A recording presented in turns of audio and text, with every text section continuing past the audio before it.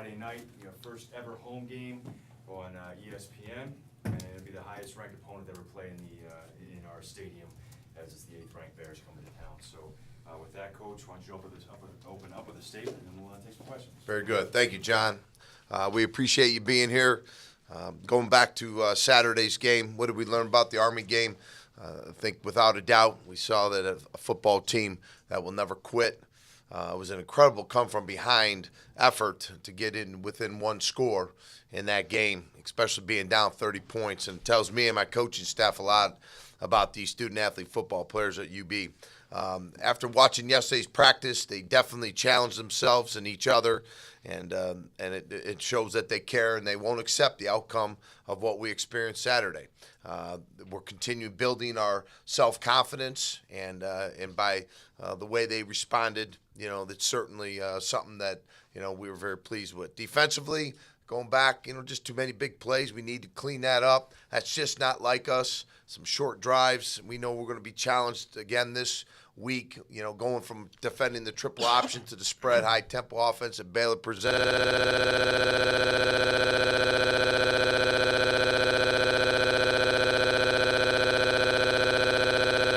Saturday, guys that really stepped up, in my opinion, were Tedroy Lynch, both on the D-line, Tedroy Lynch and Kendall Roberson. Jarrett Franklin had a very competitive day, and then the same thing with Adam Redden. We're going to need to continue to see them grow, and they're going to be challenged again this week. We took the ball away 2 times Saturday. Just unfortunately, we gave the ball up 3 times. But I will tell you this, it shows a lot. It reveals character when we block 2 extra points in that game. It says a lot about your kids and how competitive they are. Offensively, I thought our O-line did an excellent job. We threw the ball over 50 times with no sacks. It says that they really understand how important it is to protecting our quarterback and giving us a chance to compete and win football games. Joe, as John mentioned, was named the MAC East Offensive Player of the Week this week. Congratulations to Joe and the whole offense. We also set a couple records. Saturday, Joe's 5 touchdown passes thrown in a game was a record, a UB record. He also connected with over 11 receivers, but 5 of them caught 5 passes or more in one particular game. I think it answers some of the questions we had going in to this season. Guys stepping up. Marcus Mcgill had an excellent game, 7 catches, 128 yards, 2 touchdowns. Took a nice screen bubble pass for 65 yards. That really showed, his ability to have some breakaway speed and put some points on the board. But the thing I was impressed most with Marcus, that he was put in other roles and responsibilities, and he really measured up. His blocking was outstanding, and he also recovered an onside kick that was big in that game. So he's really stepping up. I think the other record that we broke was 39 points scored in the game, was the most points scored in a non-league or a non-conference road game. We're going to need to continue to do that as we move along. Special teams, the one thing that popped up was we only punted 1 time, which is interesting. And the one time that we did, it was a high snap, but Tyler Grassman made an incredible play in that particular situation. Moving on to Baylor, we know every game and every team brings a new and exciting challenge, and this one is no different. John mentioned 8th ranked. Obviously, being on ESPN, I think our fans and the Western New York community is going to be treated to a big-time game day environment, with the ESPN coming in and the excitement surrounding having the defending Big 12 champions coming into town. Certainly, they've been explosive offensively. They were the defending, scoring champs last year. So we know we've got a lot of work to do in order for us to pull off a victory. But I do believe in this football team. I know they believe in themselves. We're going to work harder, smarter, and more determined to come up, and it's going to take everything we have to earn a victory. So with that, I'll open up to any questions. Jeff, when you put in the Baylor tape, what stands out about their offense? Well, I think just, they have a lot of speed. They use all 53 and third yards wide in that field. You'll see receivers spread out both ends. They'll really they're going to make you either defend the run or defend the pass. They're not going to allow you to have players, playing both. And if you try to, that's where they can get you. So I think it's important that we do a great job competing when the ball's in the air.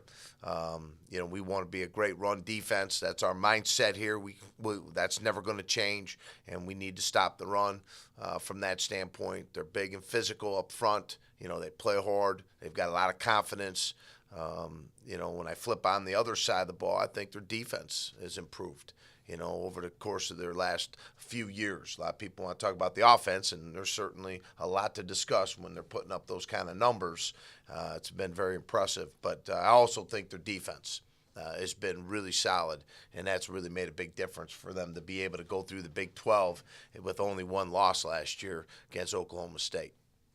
Jeff, last year they averaged play every, I think, 17 seconds. Probably faster when you consider once the ball gets spotted and they come to the line. How difficult was it for your guys to adapt to that last year, and how do you try to replicate that to be ready for that kind of pace on Friday? Well, we're constantly counting down. When our defense is prepping against our first offense, we run three groups at our defense. We run our number one group at them. We run our number two group at them, and our number three group. And, at various times throughout the day's prep and practice. So you're trying to simulate that speed by having a coach count down, how fast that next snap has to go.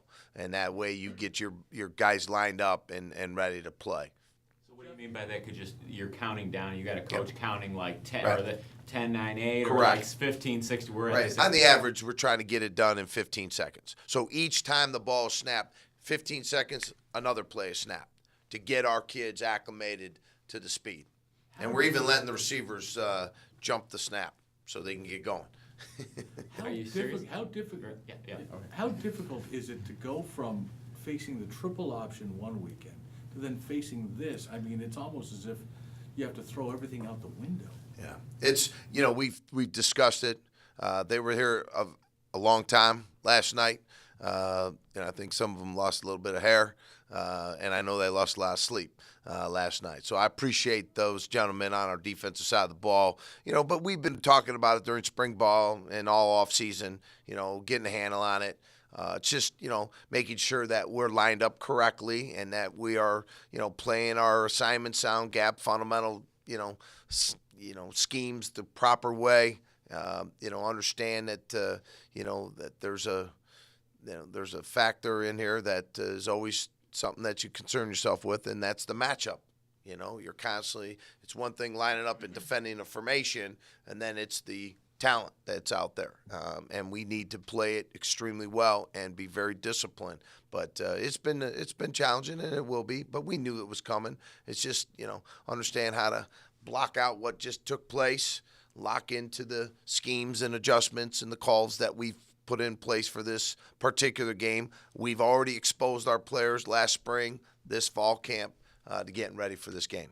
Just as a follow-up, what level of concern, you touched on it, you got to erase what happened in the past, but what level of concern do you have going into this game against this high-powered offense, knowing that your defense has had a few lapses? Yeah, just, like I said, we're building our self-confidence. Understand your ability. We have a very talented group of young men. Our coaches believe in them. They believe in themselves, and that's very, very important that they understand about, not thinking about what could go wrong, but always think about what could go right. And when you're in the game in a competitive environment like that, you have to have that mindset. So they got to stop the run. We need to make sure that we're sound in that area, because if you thin out the box to defend the pass, obviously, it could be a difficult situation for your defense, and that's certainly not what we want to do. But also be able to get our corners and safeties involved in defending the throws when the throws are in the air, and just keep mixing it up, keep giving them different looks, be sound in all of our gap fundamentals, and and hopefully we get some big plays and some takeaways, and give our offensive field position. I think special teams are going to be a big part of it, to be able to put yourself in position late in the game to put yourself in position where you walk off the field the way we all want to feel.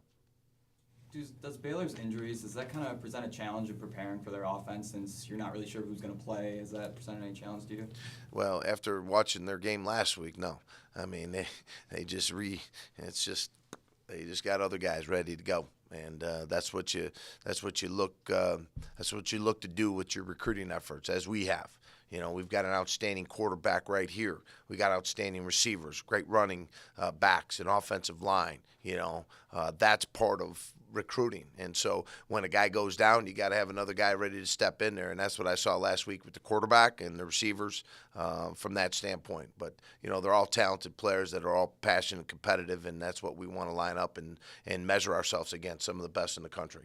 So you don't think their offense will change that much depending on who plays, particularly like Bryce Petty or anything like that? Well, they have a system, and they run it, you know, no matter who's leading it out on the field. So that's what I saw last week in their previous game. Joe, 70-13 last year. What does that result, what impact does that result have on you as you prepare this week? I've watched the film from last year many times. You know, they presented a lot of challenges that we didn't respond to last year. But all you can do is learn from it. And we scored 13 points, but I think we left a lot of points out on the field. We didn't capitalize when we had opportunities. I turned the ball over in the red zone last year against them. Can't do that again. And you know, you learn from all your experiences, and I certainly learned from that, and I think our offense learned from that. Is there just, you know, you've been on ESPN, but not at home on the ESPN's, you know, main channel, facing, you know, just can you talk about the just anticipation, excitement level of you and your teammates? You It's know, in this setting? yeah, it's going to be a great experience out here Friday night. I know the fans are really excited, as they should be. It's a great opportunity to showcase our venue, our program, and you know, I hope the fans are ready to go, because it's going to be exciting on Friday night. Joe, as a quarterback who watches the game of football, when you watch Baylor's offense, what do you think of? I mean, do you admire the way they do it? Would you love to be able to try to do that yourself? I mean, just as a football guy that I know you are, what is your reaction when you watch the way they run their offense? I like the way we run our offense too. So I'm comfortable in our system. I like our system a lot. But their system is fun to watch. They put up a lot of points. They spread the ball out. They do a lot of good things. And you know, it is fun to watch. But like I said, I like playing in our system, and I wouldn't trade it for anything. How do you respond from, what do you take away from last week's game? Positives and the negatives. The negatives, definitely the turnovers. I can't be turning the ball over 3 times in one game. I shouldn't turn the ball over 3 times in the season. So that obviously is a glaring negative that I've learned from, and it won't happen again. And the positives are I learned, and everyone learned, I think, that we have some great receivers. You know, people always were wondering coming into the season who's going to step up, and I think you saw 11 guys have receptions, and so we've got some playmakers on the outside that we need to keep getting the ball to and letting them make the plays. And you know what's at. I mean, the perception is that, you know, these guys are number 8 and you're UB. I mean, how does the team respond to the challenge that, you know, outside of this building, people think it might not be pretty? If that's what people outside of our locker room want to think, then that's fine. But if anyone in our locker room doesn't think we can win that game, then I don't want them suiting up on Friday night, and I don't think anyone has that mindset. What's it like for you, Joe, when you we've seen it in the Toledo game, we saw it in the second half of Army, when you are sort of in that mode where you're throwing every down, it's kind of on you, we're not trying to run a game plan anymore, we're just trying to get points and move the ball? Well, I'm confident enough to do it, but at the same time, it's because we didn't produce in the first half, and that's not something that we can do if we want to keep winning games. But I'm comfortable throwing the ball as much as I need to, and I'm comfortable handing the ball off as much as I need to. It's whatever it'll take for us to win. Joe, after last year's game, was there anything that you maybe remember telling your teammates or that coach told you guys about knowing you'd get another shot at these guys this year?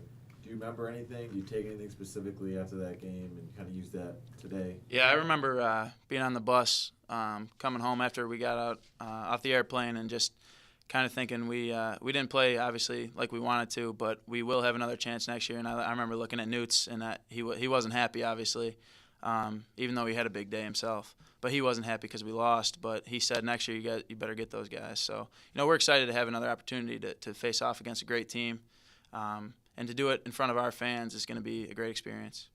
last year, you were able to kind of get off to a good start and hang with those guys for a while, and they pulled away.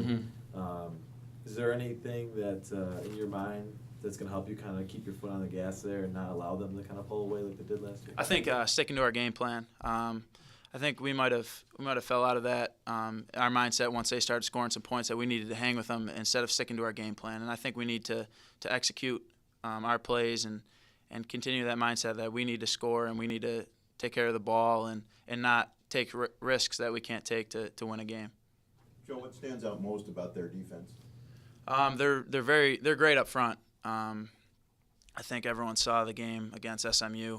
Their defensive line really controlled that game. They're great up front, and they have a scheme that they run. It's not very complex, but they do it very well. And so they have their thing that they stick to, and they do it well. And people haven't been able to score a lot of points on them, but there's definitely holes in the system. But they do a lot of things very well.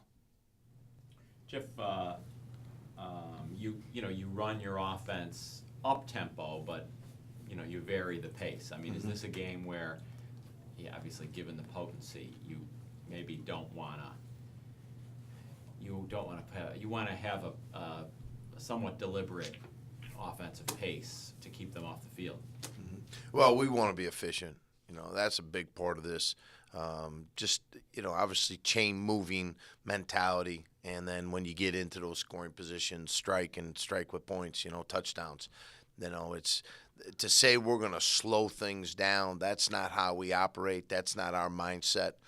Joe's made some great comments in regards to our system of offense that we've all of our players believe in. And the bottom line is being efficient. We've got a lot of great calls, but just executing, just blocking it out, locking in. I think we saw that. We talked about it. Guys just taking their eye off the process, and that can't happen.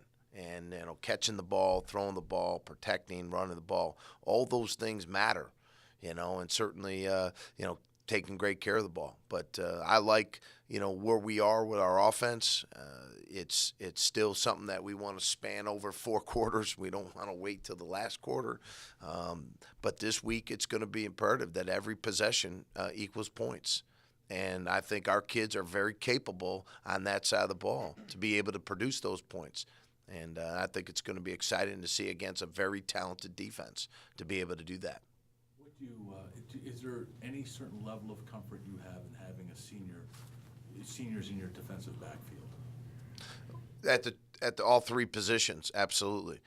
These are young men that have worked extremely hard. They have an opportunity. I talk to them. Everybody has a chance every single week to go out there and perform to your very best and make plays when your best is needed.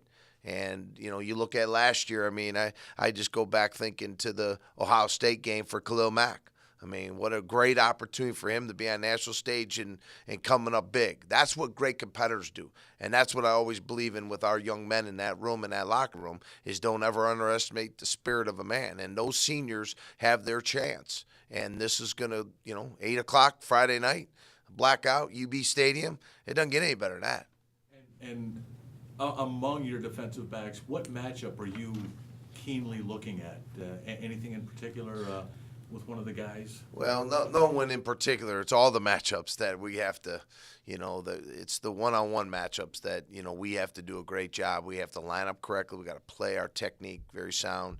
We got to stay locked in, stay energized, stay committed to, applying the coaching points and techniques that they've been instructed to do and that I've seen them perform many, many times. But they're going to play against, obviously a little bit better competition than going from an offense that ran the ball, a bunch of times to an offense that throws a lot, But they like to run the ball now. Don't get fooled by, the throwing aspect of their offense. They like to run the ball. How much of an opportunity is this game, not only for the program and the school as a whole? Obviously, there's a movement to kind of get this school and athletic department in the upper echelon of schools. And so how important is it for you guys to be competitive when you're in the spotlight against a good team, to show a competitive showing, to kind of move forward with that initiative? Well, it's our mindset every day. You know, when we first came in here, you know, nobody came to this program that's sitting in that locker room wants to be average. You know, we want to be great. You know, we want to accomplish things here that, you know, we intend to accomplish. And to be able to do that against great competition is what you're always thinking about as a competitor. You know, that's what these guys, you know, that's why they signed up to come here, is to make this a big-time atmosphere, big-time program with big-time results. And to be able to do that, you have to measure up against the very best. So, in my mind, it's a great opportunity. And we've played Baylor 2 times previous. We haven't fared out very well. But certainly every time I line up against whoever it is on any given Saturday or Friday or Tuesday or Wednesday, you know, we're going to go out there and give our very best. We're going to prepare as hard as we can and compete. You know, I'm from the old school, you know, just go after people. Just compete, play hard, be physical, be sound in all your fundamentals, and you know, let the scoreboard dictate what you do every single snap. But it's going to be exciting for Western New York. And then to be able to showcase our great university. Some incredible things are happening here at UB. You know, I think just as an entire community, we can embrace the great things that are taking place at this point, at the collegiate level, high school level, and at the national level, the professional level. I think it's exciting, and certainly we look forward to the opportunity. Are you worried about the stoutness of your defensive front after the Army game? You know, they're a physical group. You know, it's certainly something that you know, we got to continue to you know, rotate some guys in. I think when you look at Christian Sicoli, he's plenty stout. You know, Brandon Crawford, even though he had to come out of the game for a little bit, we need to get him back in the action. I think Ted Roy Lynch and Kendall Roberson, I bring those 2 guys up because maybe by size on paper they don't have that, Mark, but I will tell you they played big. They played big in those pads. You know, Parisi, Dalton Barksdale, you know, I certainly feel that those guys have the capabilities to give us the kind of play up front. And that didn't happen, but some of that was not the defensive line. It was the perimeter, who had the quarterback, who had the pitch.